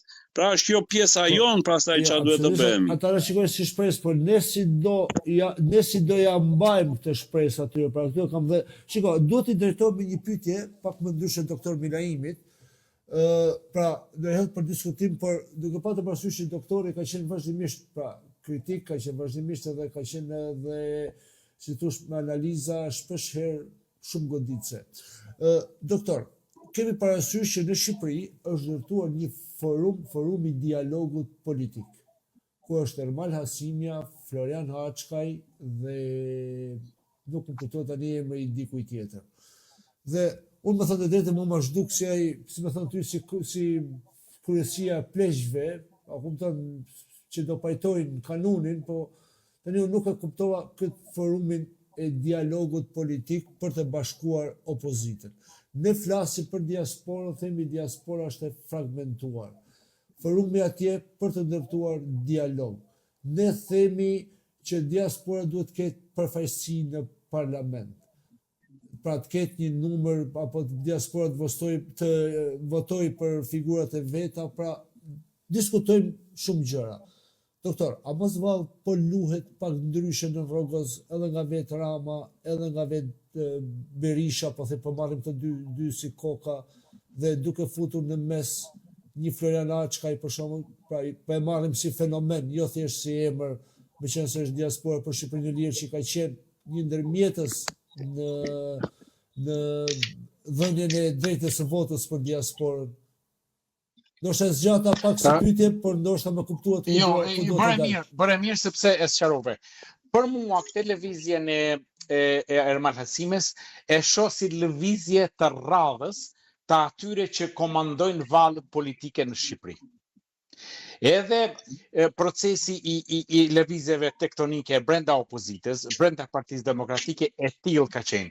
Që nga koha e Lulzim Bashës, me ardhen e Berishës, ndodhi ajo që ndodhi, u fut në arrest për një vjet e casta, ishte 11 muaj brenda në arrest shtëpiak, edhe e detyruan, në thojza, edhe po e them e detyruan, që të pranoj ata njerëz që realisht e kishin quar Partinë Demokratike në atë pikë, si që ishin ata që e kam diskutuar publikisht disa herë, këta sekti që janë rreth doktorit tani, që ka rënë Partia Demokratike aty ku është sot. Këta e quajnë opozita më mire gjitha kohërave, që është për mua është më e dobët e gjitha kohërave, gjithsesi. Dhe Hasimja është një njeri i organizatave, i financuar nga organizatat e George Soros. Soros është shumë i fuqishëm në Shqipëri. Është soroizmin, unë e shoh rrezik real, siç ka qenë komunizmi pas luftës së dytë botërore, unë e shoh soroizmin në vitet 90 e këtej, një problem shumë i madh, edhe për Europën është një problem jashtëzakonisht i madh, po për Shqipërinë e ka përdorur tamam kopsht eksperimental. Ermal Hasimja ka qenë njeri i doktorit në vitet e para, ka qenë zëdhënës apo diçka i tij. Pastaj doli në 2008 më shumë shkagabim diçka. Po, doli në biznes privat, po i suportuar nga qeveria asaj kohe e Partisë Demokratike, dhe sot ka një 10 shkollash private që bën para. Dhe sigurisht tani duhet politika, dhe politikën si çfarë luhet? Loja e këtyre politikës është e tillë që ne jemi ata brezi që do ta bëjmë ndryshimin, por kërkojmë ti ke kyt largohet ai, është e njëjta lojë siç është bërë me këto partitë e reja, me partinë e atij që u bë avokati i popullit, edhe nuk ka bërë absolutisht asgjë që kur ka ardhur, edhe shka edhe me votat e PD-s u bë avokati i popullit, që ishte më tragikomikja, ose me atë tjetrin që del me karrike para kryeministrisë çdo natë, nuk e di a vazhdon dali më. Këta janë gjitha lojra që i bëjnë këta për të krijuar imazhin e pluralizmit, se pluralizmi ekziston dhe ka lëvizje në Shqipëri, që nuk është asnjëra as tjetra. Ti e di që unë kam qenë për një cinike thua doktor tjetër kaq tashi ti më pyete mua, edhe ky është opinioni im si e shoh. Po, kupton. Edhe besoj që gjërat që kam thënë, që e prekën në fillim, ato gjërat që i kam thënë unë kanë dalë për fat të keq.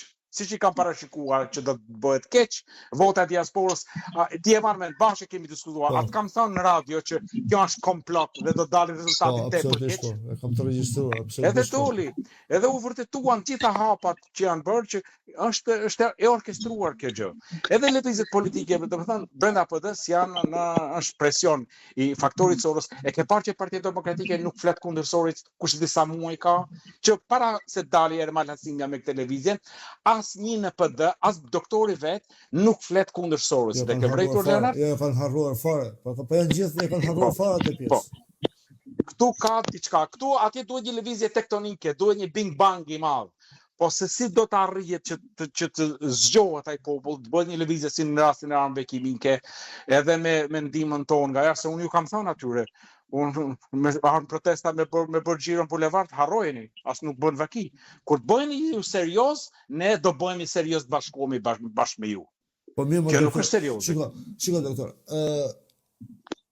unë jam kundra ekstremit, pra kundra asaj, po a duhet vërtet, sepse në Evropë janë këto ekstremet e djathta, me fjalë këto partitë ekstremiste, por a do duhet që edhe ky popull të rebelohet një herë më doktor? Pra të gjithë Absolutisht, po për këtë po flasim. Do marrë që ky popull të rebelohet një herë, pra të rebelohet edhe diaspora vet. Sepse, shiko, duke patur parasysh të folim dhe tani për samitin. Nuk pam figura të denja, figura elit të diasporës. Dhe a bëhet me kas që kjo elit të mos afrohet pranë kësaj klase politike dhe nesër pas nesër pikërisht këto partiçat e vogla apo këto lojrat miskine të ndërhyjnë në përçarjen e diasporës dhe nesër pas nesër të thotë po, kemi 3 vet, 4 vet, 5 vet, 6 vet, pjesëmarrës nga diaspora që janë deputet parlamentit dhe sërish diaspora të ketë kështu siç është. Fragment. Në qoftë se e lëm kështu siç është dhe e preku edhe Gentiani, ne kemi fushën bosh. Ne 2 milion e gjysmë shqiptarë që jemi jashtë, ne jemi pa përfaqësim. Ata që janë atje nuk kanë asgjë me ne. Asgjë të përbashkët. As nuk na përfaqësojnë ne, as nuk na duan ne. Ne duhet ta bëjmë organizimin ton vetë nga jashtë. Edhe të gjejmë mekanizmat për t'ju imponuar atyre brenda. Sepse përndryshe nëse ne do të vazhdojmë t'i lejmë ata, ne vetëm se do të shohim zeqinizimin. Që do të vazhdojë akoma të bëhet më komik se që është deri sot. Sepse thash 3 propozime gjithsej kam parë në gjithë në ato tavolinat që forumet çaj quhen ata panelet që i organizojnë. 3 propozime ka qenë gjithsej dhe pyetjet nga salla, se u bën përveç asaj zonjës që e përmeni Gentiani, asaj Eva Baçi, ishin edhe 2-3 tjerë që folën, se i ndoqë ato panelet. Edhe që folin për minatorët, pas që gabim për minjerën. Po, minator ishte një Alban Daci, më duket se është në Itali edhe ai zotria. Edhe ai bori një diskutim. Po, më pëlqeu shumë. Edhe 2 tjerë që bën pyetje serioze dhe ata u amyllën, sepse tash të shkosh ti përballë Rudina Xhungës, edhe ajo kur e shef që është çështje serioze që e ngre dikush nga salla dhe ta heq mikrofonin me forcë nga dora, aty është e organizuar. Kështu që sa kohë që ne presim që politika atje, qoftë qeveria, qoftë ata që duan ta përdorin vetëm për vota, sepse ata në këtë moment na përdorin vetëm si na mielin si lop race, që na duan vetëm që të marrin votat tona, po asnjë nga ne nuk është i përfaqësuar atje. Ne duhet të kemi përfaqësimin ton me 50%, ndoshta më shumë janë jashtë, po të paktën a nuk duhet ta kemi 25% në vendimmarrje në përfaqësim atje. Kjo është minimumi, sepse edhe vendet e tjera e kanë përgjigje më të vogël, po e kanë përfaqësimin. Por asnjë shtet tjetër nuk ka shpopullim të vendit siç e kemi ne, kështu që përfaqësimi ynë duhet të jetë shumë më i madh. Duhet kemi përfaqësim se ne nuk kemi fare. Deri tani nuk kemi fare. Shiko, më thënë të drejtë, ne flasim për parlamentin apo për përfaqësimin në Shqipëri, por ne duke filluar edhe nga shoferi i një trupi diplomatik, ne na vjen nga Tirana me fjalë. As në të pjesë diaspora nuk është fare, si thuaç, në lupën e qeverisë, jo më për më shumë pastaj. Por shiko, edhe Gentiani ishte më konkret pra. Gentiani thotë që duhet diaspora përveç asaj konfederata pra të jetë të ndërtojë një lëvizje të vetëm dhe të fillojë të faktorizohet në mënyrë politike, pra të jetë një faktor politik. Dhe tani kemi ndonjë mendim që si duhet fillohet, çfarë duhet bëhet? Që mos ngelim vetëm thjesht në fjalë, në teori, pra. Ka diçka televizë, diçka të fillojë diçka. Po patjetër, Leo, unë e theksova dhe më lart dhe pak më parë më fal, që ne duhet të ndërgjegjësohemi dhe mendoj se jemi ndërgjegjësuar që duhet të dalim si faktor politik, pra me përfaqësimin ton politik. Sepse të tjerat pasaj do ngelemi thjesht aty tek vlerësimi të analiza, do me thënë lafe. Ajo lëvizje e Asimes apo këtyre të tjerëve, pa diskutim që është në interesin e tyre. Jo, unë solla si shembull, me qenë se aty është drejtuesi i diasporës për Shqipërinë e Lirë, pra është një përfaqësues i diasporës. Po mirë, ai diaspori, ai përfaqësuesi, shiko se po e ngrëm atë, nuk e kam tek ngritja, e kam tek pjesa e fragmentizimit që mund t'i bëhet diasporës apo loja që mund bëhet në Tiranë dhe diaspora sërish do ngel e zbuluar. Pra ky zëri kritik i diasporës do ngel zbuluar, pa përfaqësuar. Po. Deri tani, ai është thjesht një shoqat, siç jemi dhe ne të tjerët, në një nivel shumë nën mesataren, pra me një fuqi politike që nuk merret fare në konsiderat. Tani që të jemi edhe me veten, domethënë të sinqert. Ne dim shumë mirë që jemi një fush apo një kampo i madh ku do luajnë interesat elektorale. Pa diskutim, ne dim shumë mirë partitë e vogla, partitë e mëdha, u hap loja, të gjithë do vinë. Problemi është, ne si do përgjigjemi? Pse duhet të vemi ne thjesht tek partitë e vogla, apo thjesht tek partitë e mëdha? Sepse tek e fundit, ne jemi njerëz që kemi investuar, kemi kontributin ton, na njeh shumë mirë popullsia këtu, jemi të lidhur me njerëzit, i kemi ndihmuar, jemi me shoqata, jemi me aktivitete, jemi me veprimtari. Pra pyetja është, po mirë, pas ka më të thjesht të më vi mua Asimja, të më vi ky Haçka i Nazvisra, apo Noka e Balla nga Shqipëria, të më bëj këtu fushat elektorale dhe pas kanë përparësi, apo pas kanë këta armë të fuqishme në dorë, ndërkohë që ne kemi 25 vjet ngulur këtu në vend dhe kemi njerëzit i kemi me vete. Ne nuk e kemi bërë të gjë sepse nuk e kemi pas mundësit. Si do ta bënim ne kur ne nuk na lejonte ligji elektoral të përfaqësoheshim me të drejtë vote. Tani ne këtë e kemi. Pra edhe të zbresim thjesht në fush, ne duhet jemi lojtar dhe ne jemi lojtar, sepse unë e njoh shumë mirë gjendjen në Itali. Paka shumë kam një përqasje edhe me ata në Greqi. Dhe ne këtu nuk është se na jaqën një shkopin edhe për të bërë politik, sepse kemi përfaqësuesit tanë kudo shqiptar dhe në politikën italiane, të cilat votat më shumë i kanë marrë nga elektorati, pra nga pjesa shqiptare. Thjesht ne në këto momente duhet të lëvizim atë pjesën e ndërgjegjësimit, besoj se ka arritur në një shkallë të lartë. Mendoj sepse të gjithë e kanë kuptuar që ne duhet të dalim si faktor i përfaqësuar me një forcë politike dhe duhet të fillojmë me një lëvizjet. Si do filloj lëvizja? Atëherë, unë mendoj që të paktën të fillojmë secili në shtetet ku janë. Pra milajimi me njohjet, me njerëzit, me shoqatat, me të gjithë që janë, sepse dhe atje është një komunitet i konsoliduar, nëse do duam gjithmonë, të bie në kontakte, të formalizohen ndoshta një takim, na lejon teknika dhe online dhe pastaj ka dhe forma të tjera, të njëjtën gjë do ta bëjmë dhe në Itali, të njëjtën gjë do ta bëjmë në Greqi, ata të Greqisë, dhe në momentin që ne e kemi marrë një okay, si të thuash, po jemi harrohet fare ne të Gjermanisë, më fjalë, ne Itali, Angli. Ju nuk kuptoheni, nuk ka nevojë. Bravo doktor, se merre në ndim. Ju nuk kuptohemi, po ju jeni dritarja hapur me këtë radion tuaj ju të Gjermanisë që do na jepni mundësi që të shpallim, ndoshta në fillim ato konfederatat.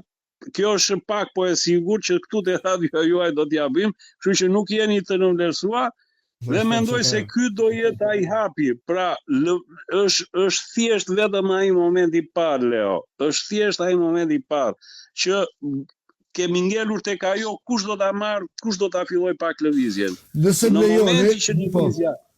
momenti që lëvizja fillon, jam shumë shpresë sepse të thash, për mua ishte gjëja më e bukur pas asaj fjalimi që bëri Eva, kur pash reagimin e mira njerëzve që nga diaspora shqiptare presin shumë. Që presin jashtëzakonisht shumë. Për hir të vërtetës, territori shqiptar, pra territori i Shqipërisë, tashmë është bosh. Pra, shqiptarët presin shumë nga diaspora dhe diaspora duhet, jo për të thjesht për të thënë, pra të kuptohem në atë që po them, por jo për të shfrytzuar momentin për t'i dhënë dikujt poste. por diaspora duhet të shfrytëzojë momentin për të marrë fatet e vendit në dorë për të ngritur atë shpresën, për të ngritur atë rebelimin brenda shqiptarëve, sepse kemi në një gjumë të tulatur. Por duhet, shiko, më këmbgulin disa miq të bëj një pyetje që ndoshta nuk është shumë larg temës, por është dedikuar si brenda temës. Leonard thot, respekte thot për doktor Milaimi, thot e lexoj shpesh herë thot për statusin e tij, thot edhe gjithmonë është kritik. Dhe është me vërtet thot i mirë dhe është i larg pamës si baba Vanka e diasporës, thot dhe i thosha për politikën. Po ashtu thot kam respekt edhe për Gentianin, thot sepse ndjek thot edhe tek grupi emigrantët pa kufi. Për çdo gjë thot po flisni për samitin, po flisni për shumë çka thot, por nuk po diskutohet fare thot, apo pak të sondën emision, apo edhe vetë politika në Shqipëri nuk diskuton fare ndryshimet e reformës territoriale, ku diskutohet që nga 12 qarqe të bijmë në 8 qarqe, ku fshatra do zhduken, ndoshta dhe rrethe që ne kemi njoftur si rrethe, ndoshta do kalojnë në një komunë të Dorës së Dytë, pikërisht për të vjellë nga këto paketat e maleve.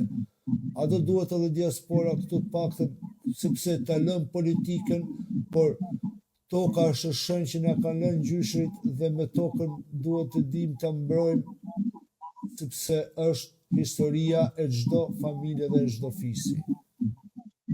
Nuk e di sa isha i qartë. Po, shumë i qartë, dakord, po. Leon po them, po si do ta bëjmë ne pa politikë? Sepse jemi shumë dakord, janë të shenjta të gjitha ato që janë përmendur, po si do ta bëj diaspora pa qenë pjesë aktive politike? Çdo gjë është e lidhur me politikën. Ne po e shikojmë shumë mirë, po i ndjekim të gjitha ngjarjet dhe zhvillimet, po e shikojmë çfarë po ndodh me Eriollin, e pam si filloi dhe si do bitiset, e pam me zonat në jugun e Vlorës, me fshatarët e zonës së Tragjasit dhe Dukatit, ku po marrin ujin dhe tokat, por neve si do përfshihemi? Ne mund bëjmë analiza, doktor Milaimi do bëj postimet, gjithmonë kritik, siç e kanë përmendur dhe tjerët, të njëjtën gjë do bëjmë dhe ne të tjerët, po jemi gjithmonë pra tek analiza. Çdo gjë bëhet me politikë. Jemi fragment, nuk kemi bashkësi, nuk kemi një zë. Është e pashmangshme, pra ne po diskutohet për shkakun për reformë territoriale. Po nuk është vetëm pa diskutim që është pjesë thelbësore dhe reforma territoriale. Por këtu është e gjithë vendi është ekonomia. Ne po diskutojmë këtu dhe na dhëm sepse kemi njerëzit tanë atje janë pensionistët atje që janë nuk e di domethënë e përcaktoj dot apo jo nivelin e varfërisë. Është rinia shqiptare që vetëm sytë edhe mendin i ka vetëm për tikur në ai vend. Janë shtresa të tjera, janë shtresa më vulnerabile që nuk po kuptohet apo nuk e di si është mbijetesa. Ti marr një mendim doktor Milaimit pikërisht për këtë pyetje që përzgjolla nga një mik që më ka dërguar në WhatsApp, dhe këmbguli që ta lexoja. Kush është mendimi jot, doktor?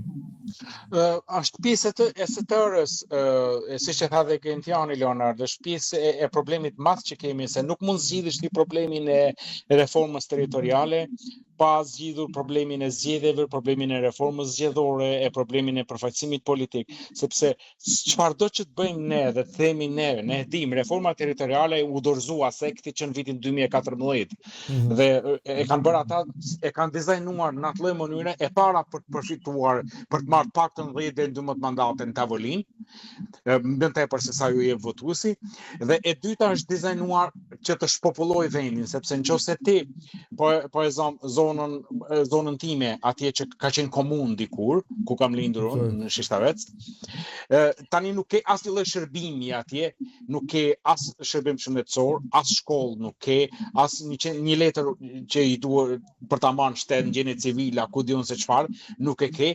Atëherë për çfarë do rrin njerëzit? Tani edhe gjykatën e kanë hequr, tani s'ka as gjykatë apeli, as Shkodra nuk ka gjykatë apeli, ka shkuar në Tiranë.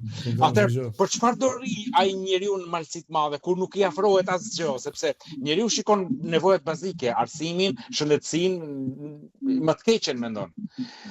Kjo reform I ka hequr këto, e ka centralizuar gjithçka dhe un kam thënë se ju më quani ekstrem ndoshta, këta po zbatojnë në kushtet e sotme me gjithçka që bëjnë, po zbatojnë memorandumin e Vasas Çubrilovicit të vitit 1937. Asgjë po ta lexosh atë dhe ta krahasosh me të sotmen, është fiks e njëjta gjë, I detyron njerëzit që të largohen nga vendi.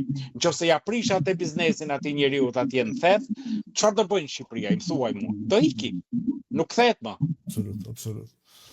Me fjalë, nëse bëjmë një konkluzion, sepse me vërtet unë jam mirënjohës që ishit sot në bashkëbisedim me audiencën tonë dhe më nderuat edhe mua në emision, por nëse bëjmë një konkluzion, pra është ai konkluzioni që diaspora duhet të bashkohet në një zë, pra të gjej vetë formën se si, por diaspora duhet të bashkohet patjetër në një zë dhe të faktorizohet.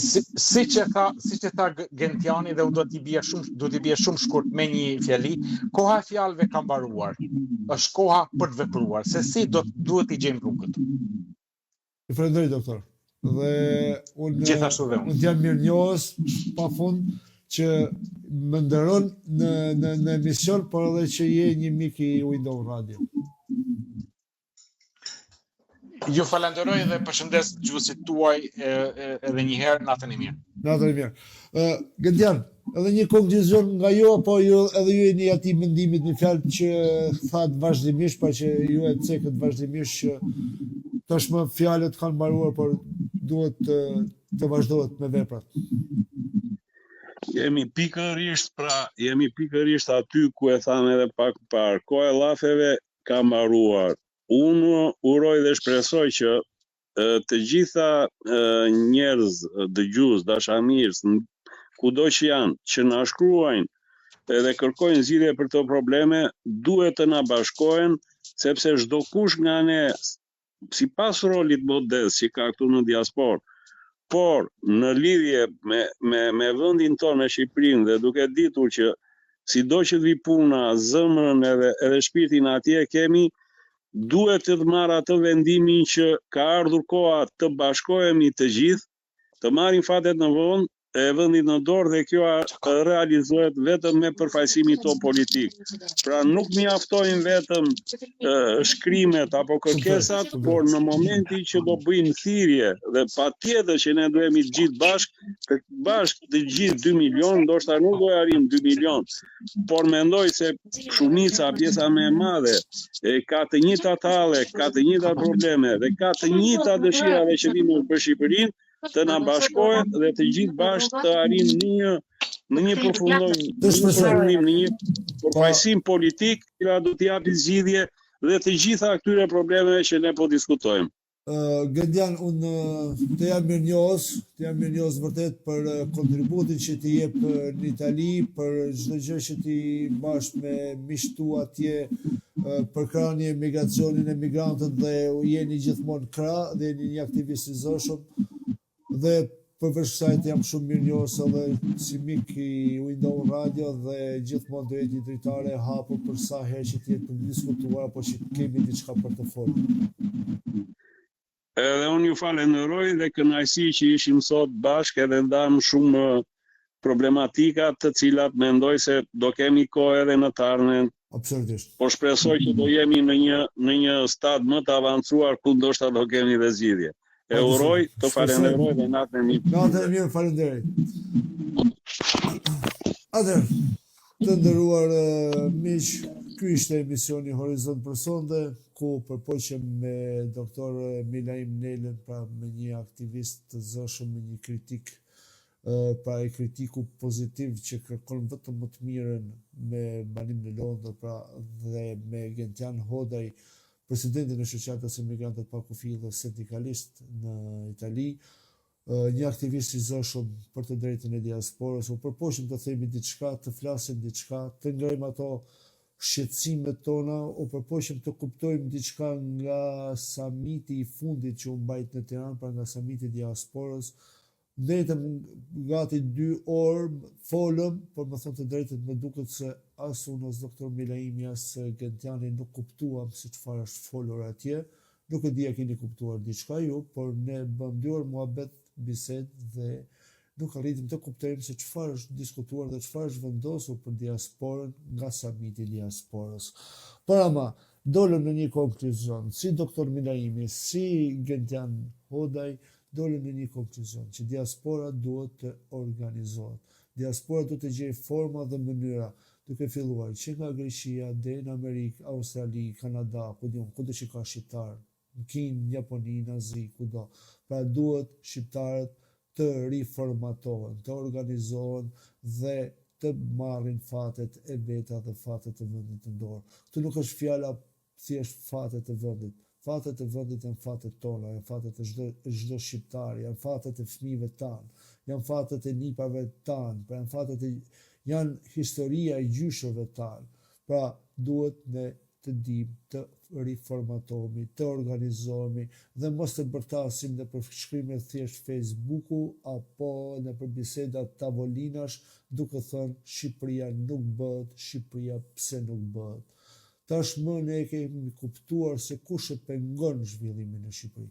Problemi është që diaspora duhet të kuptojë për të qenë e formatuar, për të qenë e organizuar dhe për të faktorizuar pa patur bindje politike, jo e majtë, jo e djathtë, por për të qenë një faktor politik që ajo klasë politike dhe vendit dhe fatet e vendit, pra klasa politike duhet të dalë në pension dhe fatet e vendit duhet të merren në dorë dhe diaspora të di të japë më të mirë në saj, sepse me të vërtet diaspora ka njerëz të zgjuar, ka elitë, sepse nuk kemi më një diasporë ekonomike, si që qenë vitet 90, por sot kemi një diasporë ku ka emigruar truri, ka emigruar inteligjenca, kemi të rinj që janë rritur dhe shkollohen këtu dhe duhet që të gjithë ne të bashkohemi dhe të japim kontributin maksimal për vendin tonë.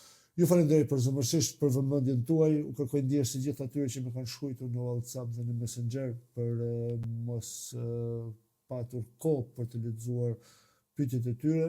Jam mirënjohës të gjithë ju që ndatë kohën, ju përqafoj përzemërsisht dhe u lë takimin në radhës nëse mbrëma me një të ftuar tjetër, me një temë tjetër, por me një temë vërtet shumë e dhimbshme, me një temë që shumë pak diskutohet, por janë një grup njerëzish që vërtet nuk kanë nevoja për mëshirë, por kanë nevojë për dinitet. Dhe do përpiqemi nëse mbrëma të kuptojmë diçka më tepër rreth këtij komuniteti. Kërkoj ndjesë, natën e mirë dhe kalofshi mirë dhe mirë takofshim nëse mbrëma sërish në Horizont. Horizont nga Leonard Koja në Window Radio Big Day.